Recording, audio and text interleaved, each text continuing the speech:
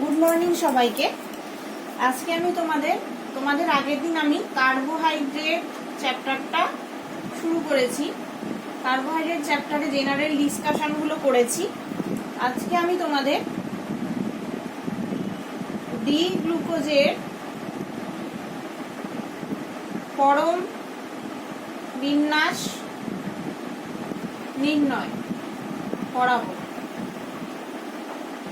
or determination of absolute configuration of D-glucose.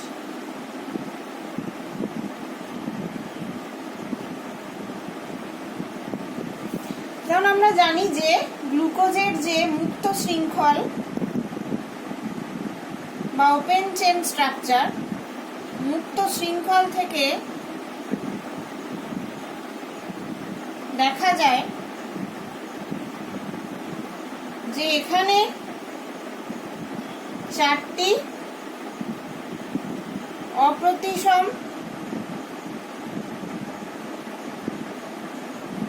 Carbon পরমাণু আছে।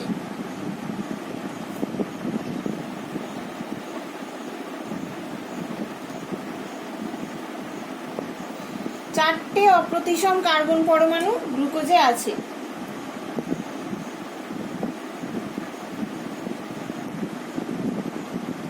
তাহলে অসম্পূর্ণ কারণ এই গঠন থেকে চারটে অপ্রতিসম কার্বন পরমাণুতে অবস্থিত হাইড্রোজেন এবং OH এর বিন্যাস সম্পর্কে কোনো ধারণা পাওয়া যায় না।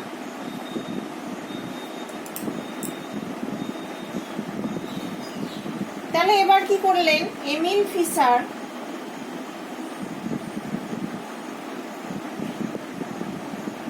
কি করলেন না, প্রথম চারটে অপ্রতিসম কার্বন পরমাণুতে হাইড্রোজেন এবং হাইড্রোক্সাইডের বিন্যাস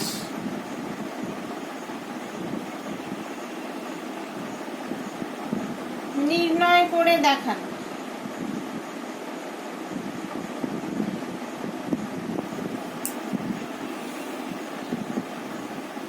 এমিল ফিশার কি করলে, যা একটা পদ্ধতির সাহায্যে প্রথম চারটে অপ্রতিসম কার্বন পরমাণুতে হাইড্রোজেন এবং OH এর বিন্যাস নির্ণয় করে দেখালেন।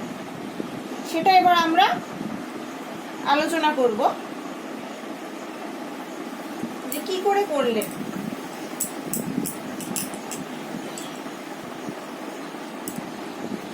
না, প্রথমে দেখো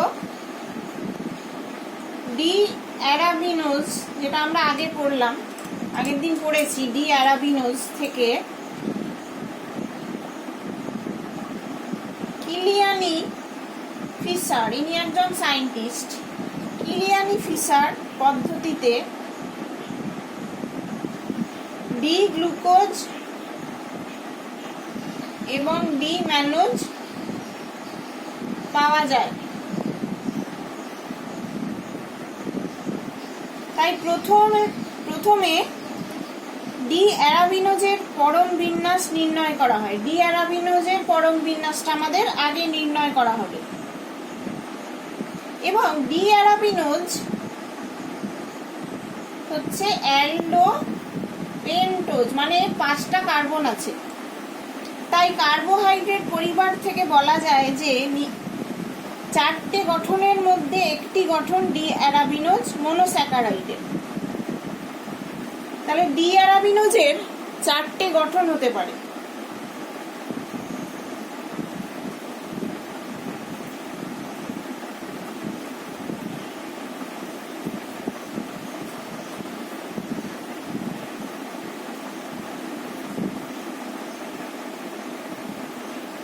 এটা হচ্ছে একটা গঠন।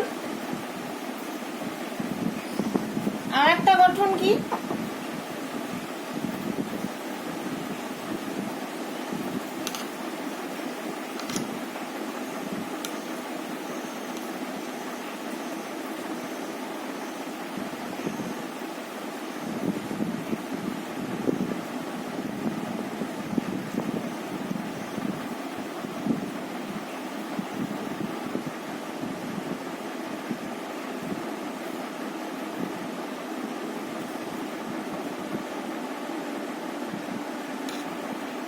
এটা হচ্ছে 2 নাম্বার গঠন না। এই ওইচটাকে আমি বাঁদিকে লিখে, মানে এটা এটার এপিমার, তাই তো। এবারে সিএ আর একটা কি হতে পারে, মাঝের কার্বনটাকে আমি চেঞ্জ করলাম,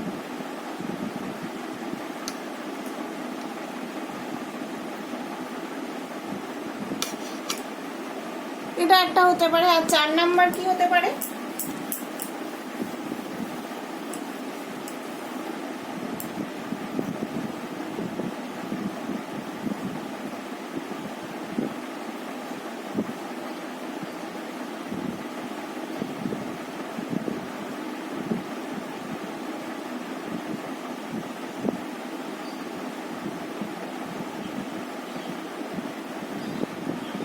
নাইট্রিক অ্যাসিডের সাহায্যে ডি অ্যারাবিনোজকে জারিত করলে একটি আলোক সক্রিয় ডাইকার্বক্সিলিক অ্যাসিড পাওয়া যায়।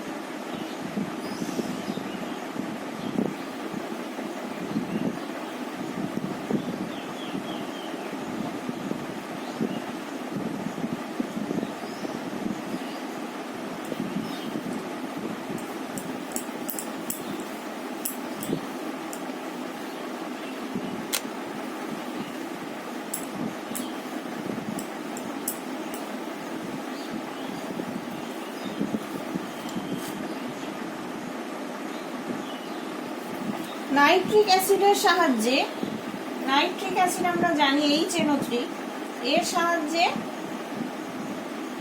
ডি অ্যারাবিনোজকে জারিত করলে একটি আলোক সক্রিয় ডাইকার্বক্সিলিক অ্যাসিড পাওয়া যায়। কিন্তু অপরের 4টি গঠনের মধ্যে 1 এবং 3 গঠন থেকে আমরা জানি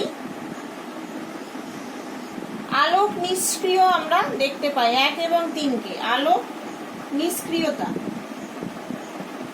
বা এদেরকে আমরা বলি মেসো যৌগ। তার কারণ এদের মধ্যে একটা প্লেন আছে, প্লেন অফ সিমেট্রি রয়েছে। কোনটা? 1 নম্বরে হচ্ছে এইটা, তোমার স্ট্রাকচার আমি দেখালাম একটু আগে, দেখো।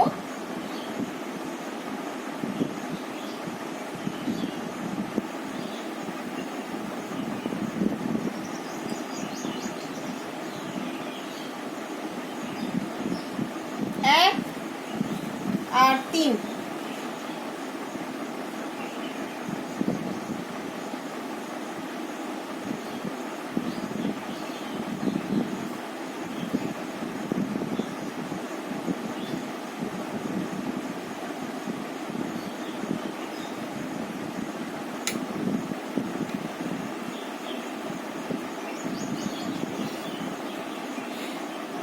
এক আর 3 হচ্ছে এদের মধ্যে প্লেন অফ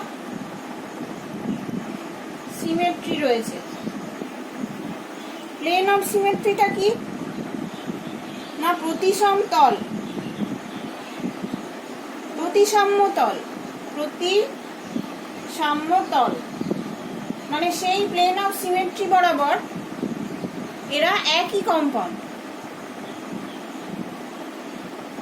সেই প্লেন অফ সিমেট্রি বরাবর কম্পাউন্ডটাকে, কার্বনটাকে ঘোরালে একই জায়গায় ফিরে আসবে। সেটা হচ্ছে প্লেন অফ প্রতিসাম্য তল, যেটাকে আমরা সিগমা বলে ডিফাইন করি। সেহেতু এই দুটো স্ট্রাকচার নিশ্চয়ই ডি অ্যারাবিনোজের হবে না, কারণ এদের প্রতিসাম্য তল আছে। ডি অ্যারাবিনোজের কোনো প্রতিসাম্য তল নেই, এর 4টে কাইরাল কার্বন আছে।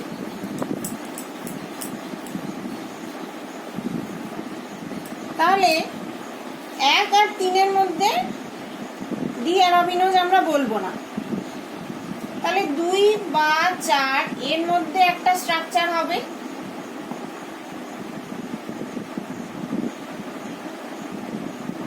এখন যেহেতু এরা ডি পরিবারের সদস্য, তাই নিচের অপ্রতিসম কার্বনটাকে দেখতে হবে আমাদের। তাহলে 2 নম্বর স্ট্রাকচার কিরকম ছিল?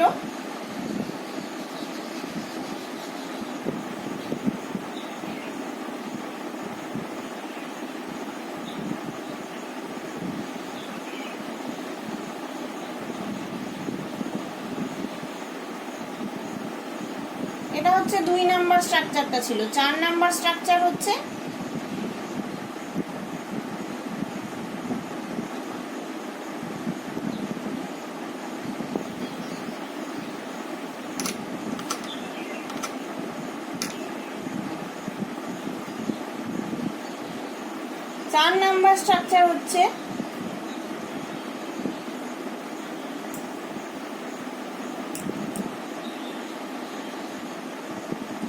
ডি অ্যারাবিনোজের গঠন 2 অথবা 4 হবে। তখন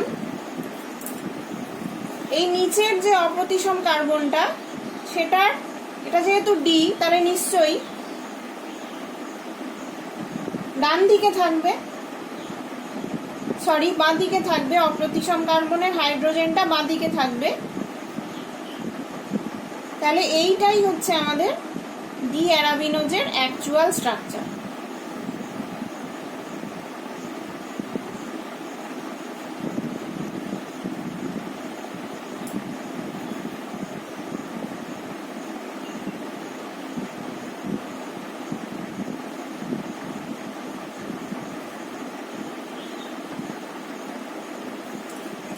আলোক সক্রিয় যৌগে প্রস্তুত করতে গেলে সবচেয়ে ওপরের অপ্রতিসম কার্বন পরমাণুতে হাইড্রোজেনকে ডান দিকে থাকতে হবে। একটা আলোক সক্রিয় যৌগ প্রস্তুত করতে গেলে সবচেয়ে ওপরের অপ্রতিসম কার্বনকে আমাদের হাইড্রোজেনটা বাঁ দিকে থাকতে হবে। তাহলে আমরা যদি এই অ্যারাবিনোজটাকে ধরি,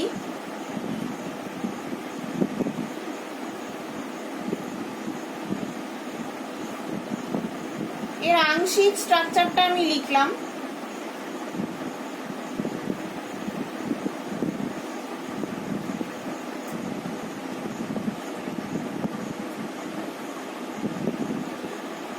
এটাকে আমি HNO3 দিয়ে অক্সিডাইজ করছি। কি হবে না, এই দুটো কার্বক্সিলিক অ্যাসিড তৈরি হবে।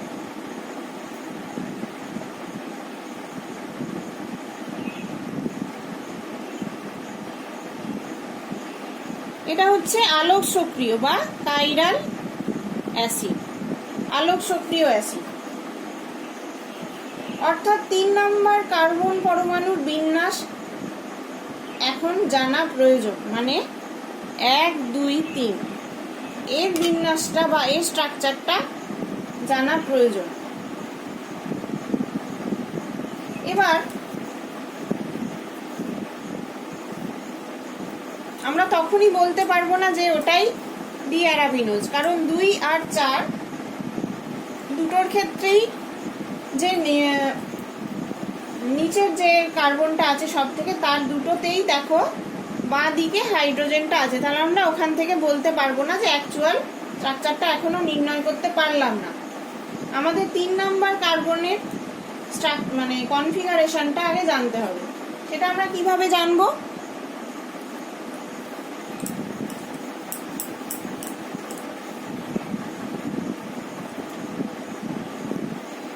কিলিয়ানি ফিসার পদ্ধতিতে ডি অ্যারাবিনোজকে আমরা জানি ডি গ্লুকোজে কনভার্ট করা যায়। D glucose plus D mannose দুটো তৈরি হয়। তো আবার ডি গ্লুকোজের এবং ডি ম্যানোজ পরস্পর আবার C2 এপিমার, আমরা আগের দিন এটা পড়েছি। অর্থাৎ 2 নাম্বার কার্বন বাদ দিয়ে C3 C4 আর C5 কার্বনের গঠন বিন্যাস একই, মানে গ্লুকোজ আর ম্যানোজের মধ্যে C3 C4 C5 কার্বনের গঠন বিন্যাসটা এক, শুধু C2 তে এদের আলাদা, সেই জন্য এদেরকে C2 এপিমার বলা হয়। যেমন ধরো এইটা অ্যারাবিনোজ দিয়ে শুরু করলাম,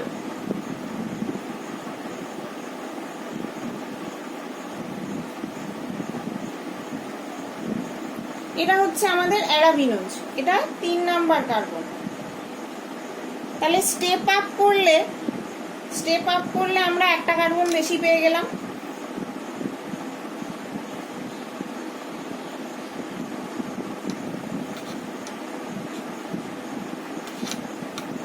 চার নাম্বার কার্বনটা আমরা জানি না,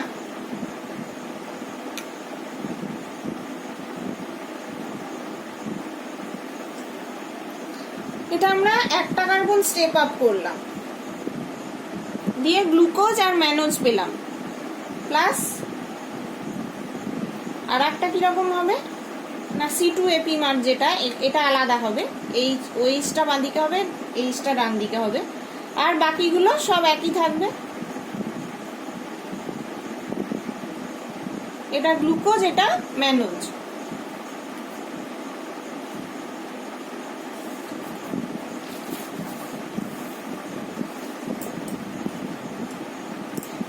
এইবারে 3 নাম্বার প্রসেসটা কি?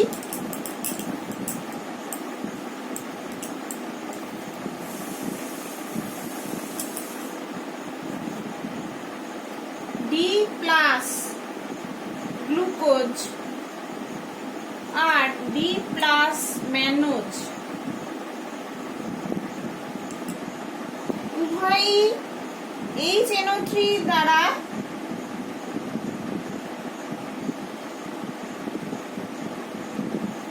জারিত হয়ে আলোক সক্রিয় ডাইকার্বক্সিলিক অ্যাসিড প্রস্তুত করে।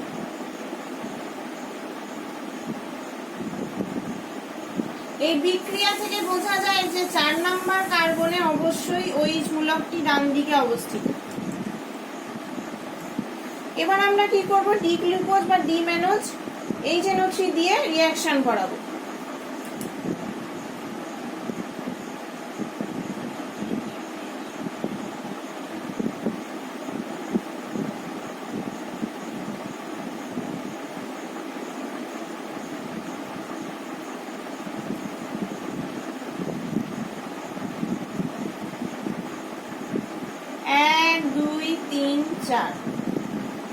এটাকে আমি HNO3 দিয়ে অক্সিডাইজ করলে কি পাবো না ডাইকার্বক্সিলিক, একটা সক্রিয় ডাইকার্বক্সিলিক অ্যাসিড পাবো। এগুলো সব একই থাকবে।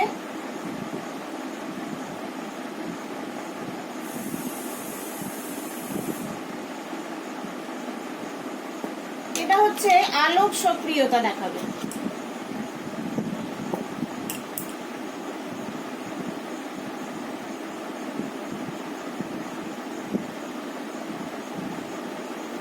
এটা হচ্ছে এটা, যেটা আমরা দুটো স্ট্রাকচার পেলাম। আর বিটা দিয়ে রিঅ্যাকশন করলে কি হবে, বিটা হচ্ছে C2Epimerটা জাস্ট, বাকি 3টে কার্বন একই থাকবে।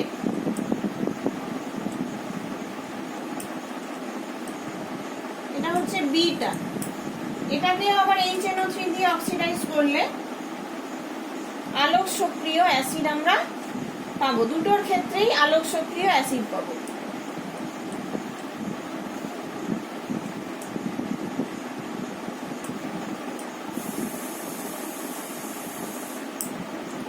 এই অ্যাসিডটাও আলোক সক্রিয়, অর্থাৎ অ্যারাবিনোজের 3 নম্বর কার্বনে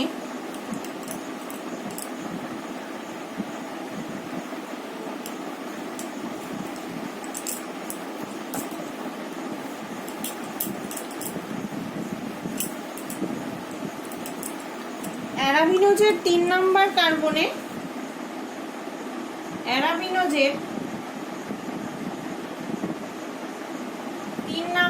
কার্বনে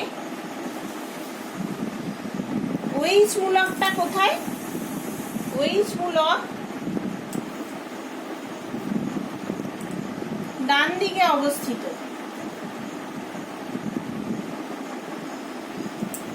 তাই জন্য অ্যারাবিনোজের গঠন, এখন প্রশ্ন হচ্ছে উপরের দুটো গঠন A বির মধ্যে কোনটা গ্লুকোজ আর কোনটা ম্যানোজ, আমরা এখনো জানি না। এই প্রশ্নের উত্তরে ফিশার অপর এক অ্যালডোহেক্সোজ এল গ্লুকোজকে বেছে নেন এবং দেখেন কি করেন না, ফিশার আর একটা অ্যালডোহেক্সোজ এল গ্লুকোজকে আনেন, বেছে নেন এবং উনি কি করেন এবং দেখেন যে এই যে এল গ্লুকোজকে HNO3 দিয়ে জারিত করলে ডাইকার্বক্সিলিক অ্যাসিড পাওয়া যায়, সেটা ডি গ্লুকোজকে জারিত করলেও সে একই ডাইকার্বক্সিলিক অ্যাসিড পাওয়া যায় এবং ডি গ্লুকোজকে জারিত করলেও একই ডাইকার্বক্সিলিক অ্যাসিড পাওয়া যায়। তাহলে এল গ্লুকোজকে 180 ডিগ্রি ঘোরালে, আমরা যদি এল গ্লুকোজকে 180 ডিগ্রি ঘোরাই, যে কার্বোহাইড্রেটটা পাওয়া যাবে তার গঠন এর মতো একই, তার গঠনটা 180 ডিগ্রি এল গ্লুকোজে ঘোরালে আমরা এই গঠনটা পাচ্ছি। কেবলমাত্র প্রান্তের CHO, যে শেষ যে CHO আর CH2OH মূলক দুটো স্থান পরিবর্তন করেছে।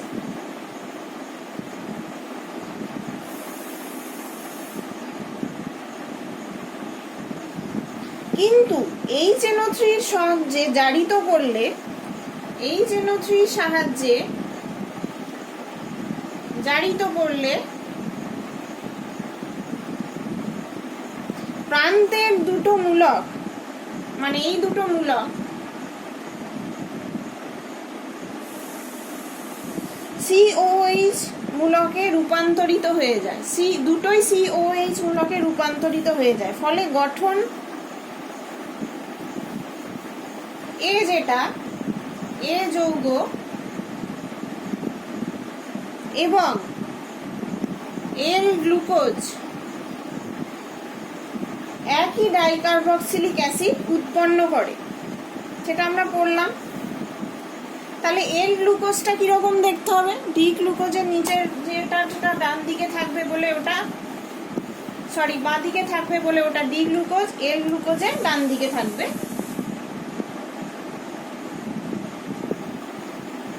OH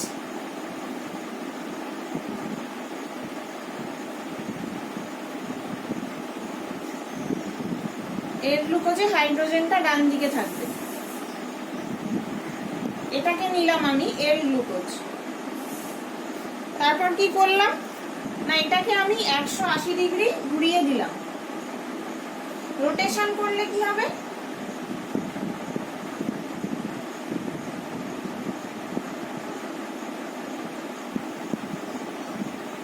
মানে এইভাবে ঘুরিয়ে দিলাম উপর থেকে নিচে।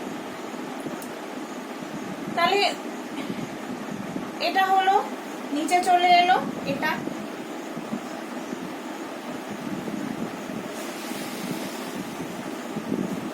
আর কার্বন গুলো কিভাবে হলো, উল্টে গেল, যা ছিল তার উল্টে গেল।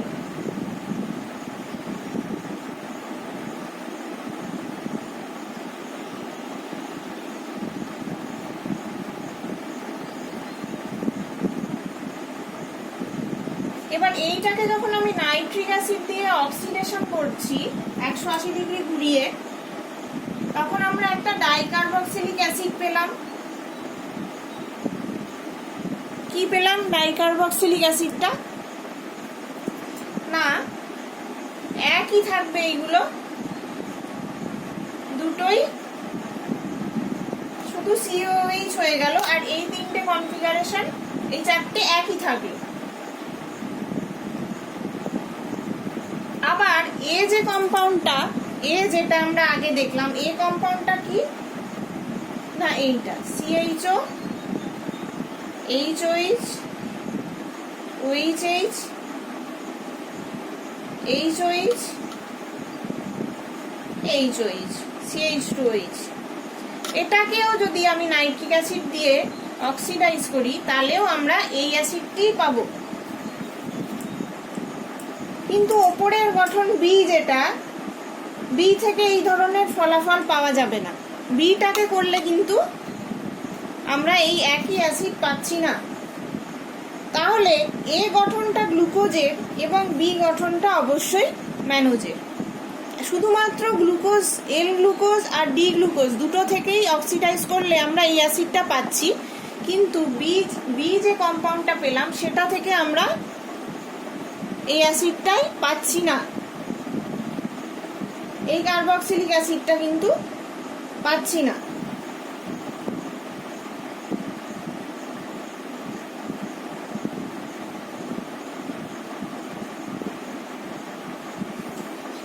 সেহেতু আমরা বলতে পারি এ যেটা সেটা গ্লুকোজের গঠন আর বিটা হচ্ছে অবশ্যই তাহলে ম্যানোজ। তাহলে ডি গ্লুকোজ আর ম্যানোজের অ্যাবসলিউট কনফিগারেশন কিরকম হবে, পরম গঠনটা কিরকম হবে আমরা যেটা বুঝলাম এর গ্লুকোজ দিয়ে,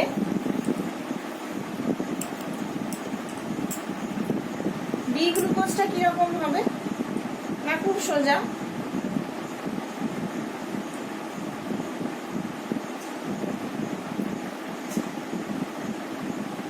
শেষ যে কার্বনটা সেটা হাইড্রোজেনটা বাঁদিকে থাকবে, এটা হচ্ছে ডি গ্লুকোজ এর অ্যাবসলিউট কনফিগারেশন,